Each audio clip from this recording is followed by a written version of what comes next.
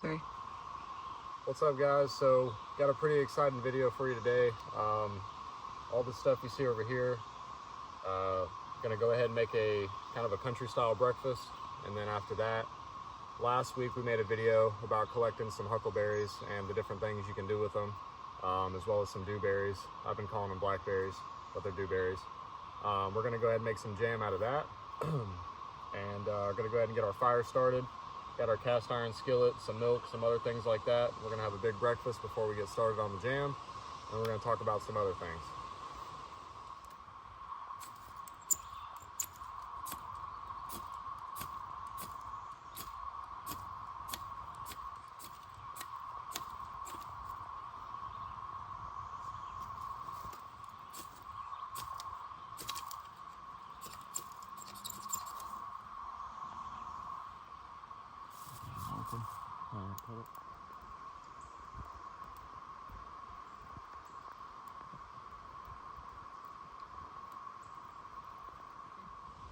All right, so we got our cast iron here, we got our fire going, and I expertly grabbed the grate from the stove in the camper.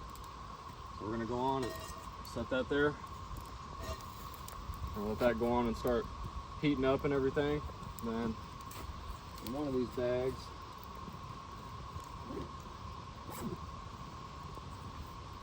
got some oil here.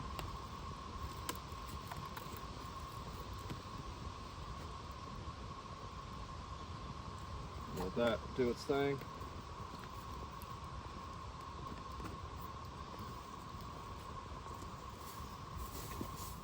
Just got the fire started, so we're gonna let it burn off a little, get some coals going, because I forgot to bring an oven mitt. So we're just gonna let some coals get going, and then we're gonna start cooking after that. So.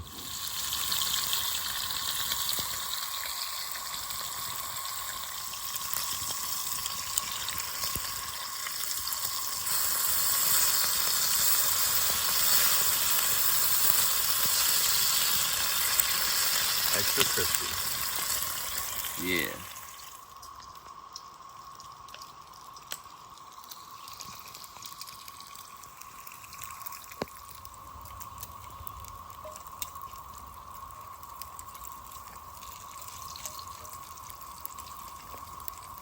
Oh yeah, that looks great. All right, so while we got the bacon cooking, I got Tina over here helping me. Just gonna talk a little bit about kind of what we had going on this week. Kind of getting a late start to the video, but I wanted to do something. The woods have just been completely ate up with ticks and bugs and spiders and everything else. Springtime is really, really aggressive, and here in particular, we're dealing with like a locust issue. We get these, or cicadas. They're like brown bugs, and then they molt, and then they have red eyes or whatever. I think the first video I posted on my Instagram has one of them in it when we were looking at some dewberries. But they've become a huge problem, like I said, as well as the ticks and everything else. It's just been hard to find, time to come down here, especially with work in and things like that. But we're making it happen and doing the best we can. So.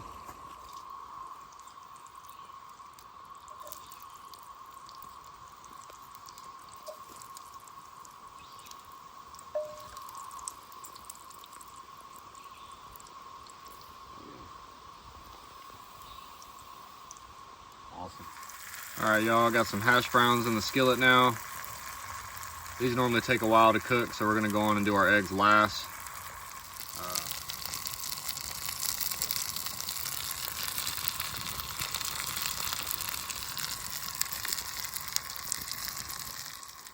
All right, y'all, so our hash browns look about done. We got our bacon on here. We're gonna go on and see if I can pull this without burning myself. Forgot my oven mitt, so I had to sacrifice my bandana. Oh yeah. When you got Waffle House around here, we got Waffle Camp. Hold the waffle. Oh yeah. I feel like ours real crispy. Real crispy. Oh yeah. That's gonna be good.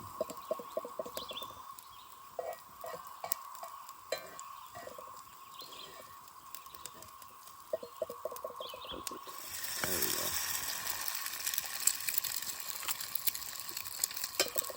Uh-oh.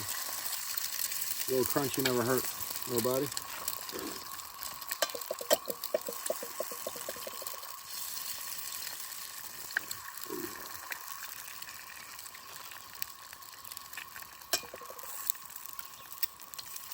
Just gonna cook them all.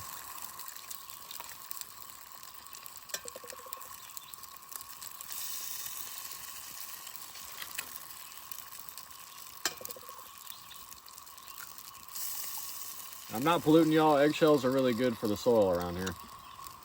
Really good. Now, if I was throwing this out, that'd be a problem, but I'm not.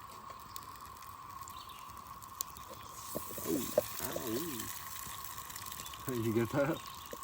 Mm-hmm. All right.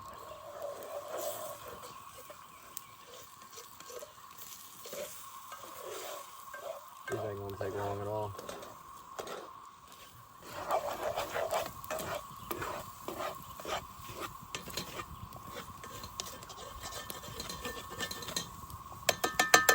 All right, y'all, so we're almost done here. Got the toast on the cast iron now. Show that a little bit. Just gotta watch them closely so we don't burn them. But yeah, Tina's, she's been a great help. She's been pretty much cooking everything. I've just been trying to film stuff and plate it, stuff like that. But yeah, so just goes to show, you know, some of the best food I've ever eaten has been by a campfire. We were just talking earlier. We, had steak and a baked potato out here one night when we were camping, and that was the only baked potato I've ever had where I actually ate the peel too. As funny as it sounds, but it was the best thing I ever had.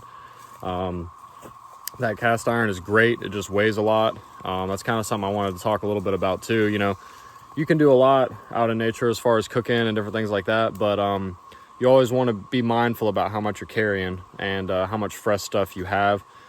The main reason I wanted to go on and do all this first was because I did bring some milk, but I have a metal cup that'll keep it really, really cold whenever I do, actually decide to use it. And then once we get done with all, the breakfast items, we'll run all that stuff back to the camper, like I said earlier, and then we'll start on the jam. So almost done here. Probably show you all the finished product, and then we're going to eat. I'm sure nobody really interested in watching us eat, so we'll eat, and then, videotape the cleanup process and get started on that jelly. And there we go, y'all. That's the finished product. Got only the best Louisiana hot sauce for my eggs and my hash browns, and some milk. What do you think, babe? I'm already eating. Is it good? Mm-hmm. All right, y'all, we'll see you in a little bit. All right, so it's kind of a follow-up. Hash browns, admittedly, a little too done. Yeah, I didn't really like those. The eggs, those are pretty good. Like those. Toast was really good, and the bacon was phenomenal. But I think next time we'll just have to maybe pull the hash browns a little sooner. They were a little too done for my liking. All right, y'all, back at the camp now. Went ahead and took all of our stuff back. We got the fire going again. Just kind of trying to build it up right now and do the same thing we did for the breakfast, but for the jam. Just trying to get some coals going, and then we're gonna get started on that. But just kind of wanted to show y'all. Last night, I'm like losing a little bit here. Oh well. So last night we actually took the liberty of going through all this and sorting through them, making sure we got a good amount and then a good mixture of, getting all the bad ones out, stuff like that. So, got our pot here. Now, let me be very clear. We're not doing a pressure can situation because this is going to be refrigerated. Now, if it wasn't going to be refrigerated and you were just going to have it in a shelf or something like that, you want to go on and pressure can this. But money's an object. We don't really have the resources for that today. So instead, we're just going to make a simple jam. We've got some fruit pectin here for things like Jello, and that'll help it not be syrupy. It'll kind of give it that jam jelly consistency. So, but again, just want to reiterate that, just so no one, blowing up in here in the comments talking about, not doing it the right way, stuff like that. We're doing it one way. So, So got all of our berries here, got our pot, just throw them in, all of them.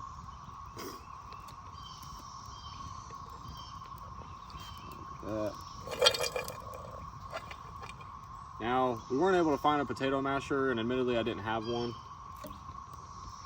So we're just gonna be using a wooden spoon and just slowly just kind of mash it up and everything. I'm just gonna kind of start early with mashing it a little bit. And then once we get some coals rolling on the fire, we're gonna go ahead and throw it on the fire, let it heat up, start bubbling, and we'll show you all what that looks like.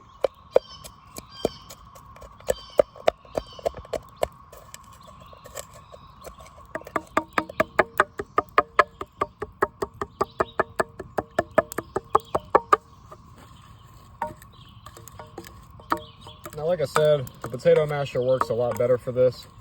We just, we're kind of limited on time and where we could go to find one.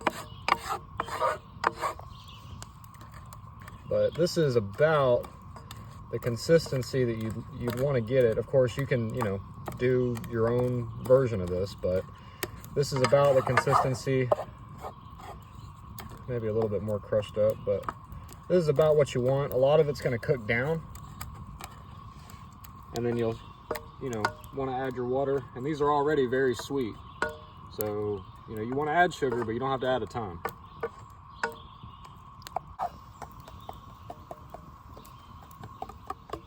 Oh, yeah. I'm going to try some. It looks so good. That's so good. Oh my goodness. I'm going to record some of this. I got Tina helping me here. Normally need a lot of sugar for this. Kind of add a little bit and mix it and taste, and then add a little bit, mix it and taste. That's kind of what we're doing here. You want it to be pretty thick. Yeah. Alright, that should probably be good for now. I got only the best. Only the best. Always say only the best one here. Look at that. Oh wow, that looks great. So, got that cooking right now. See Tina's over there mixing that up real quick. And you kind of want to get a syrup consistency at first when you're cooking it down. And then that's when you start adding in all the, fruit pectin and, trying to get it more of a solid, sort of consistency, like jelly. But already it's really, really good. So, I mean, even if you were in a situation where, you had a bunch of berries around, whether it be dewberries or huckleberries or even blueberries or strawberries, they have enough sugar content naturally in them for you just to mash them down, cook them out a little bit, and you can put that on, bread or whatever, as long as you have access to some sort of way to, store it without doing any pressure canning.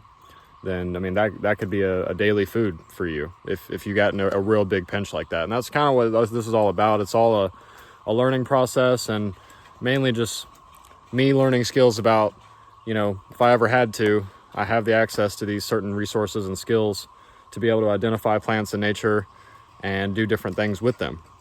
Because even if I was in a situation where I was growing wheat and I could make flour or I could do anything else, I mean, you can bake with this. You can use it for desserts.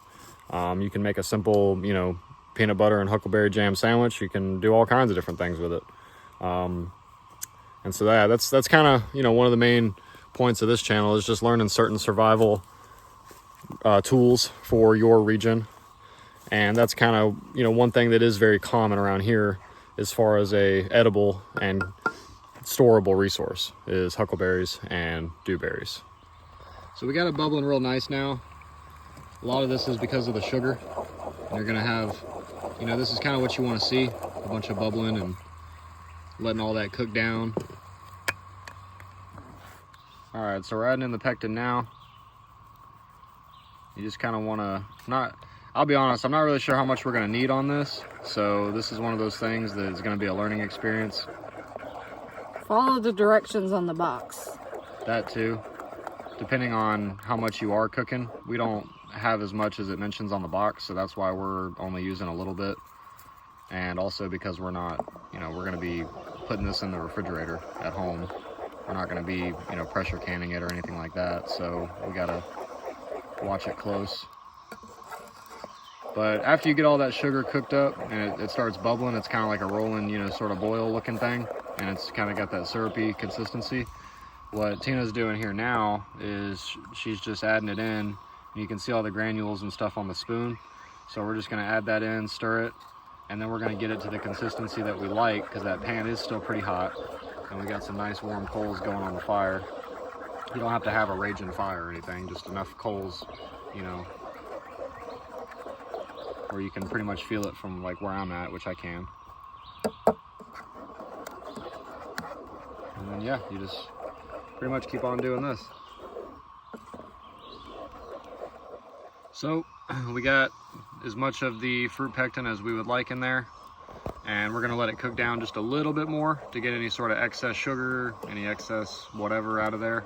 And then once it cools, that's when it's gonna start taking on that jelly / jam consistency, and we have a jar for that. And you know, I'll be able to show you all the finished product after it's refrigerated, and it should be pretty good. All right, Tina wanted to do the pour, so she's doing the pour. You need me to hold the glass? Good job, man. Oh yeah, that's gonna be good. You know that'd be really good in? What? Like a smoothie or something. Yeah. That'd be really good. So there you go. That's that, y'all. It's hot, but it's really good. So, let me try to get the camera to focus up. There we go. So, see that consistency there? Oh, camera's having a hard time focusing. There we go. So the jar is really hot, so I'm trying to be careful. But that's kind of what you're looking for. So what we'll do,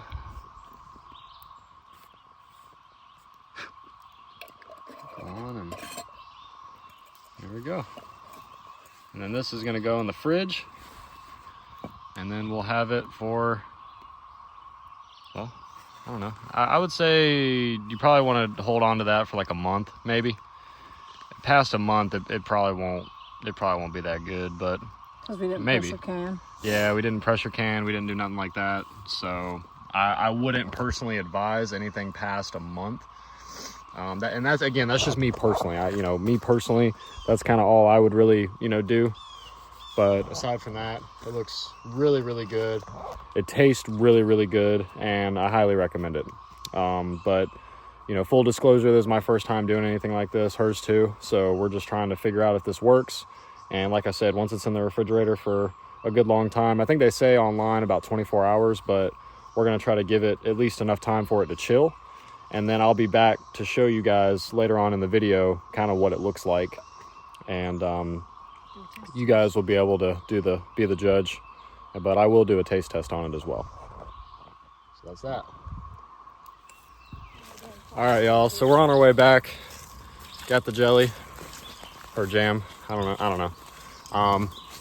And one thing I just wanted to note is, don't ever be afraid to like try something out or try something new, because there's a lot of people that want to sit there from their luxury of their living room and watch videos like this and want to criticize people and say, oh, I could do this or I could do that. Well, at the end of the day, they're not. So and having these skills at the end of the day is where we come from. Our ancestors and millennia before us were doing this, the Romans, stuff like that. And here's our huckleberries here. You can actually see there's a lot still on there. And so that's another kind of point I was going to bring up. Only take what you need from nature. There's no point in having an abundance of something if you don't plan on using it.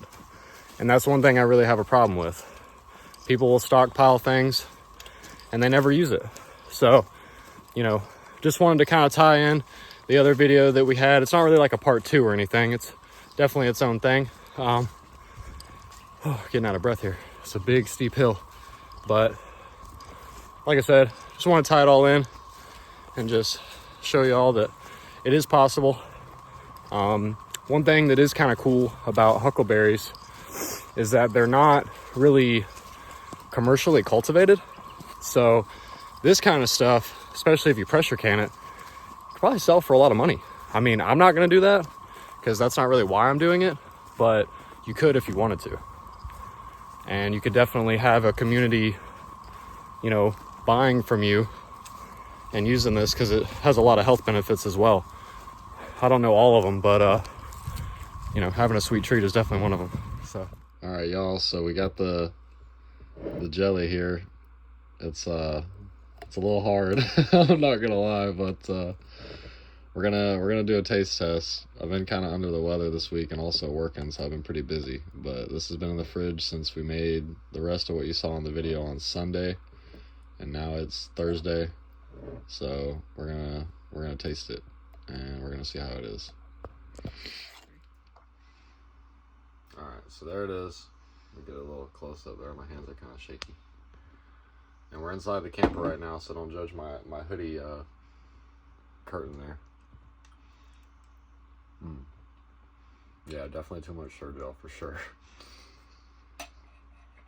But it's good. It tastes like normal jelly, just like better.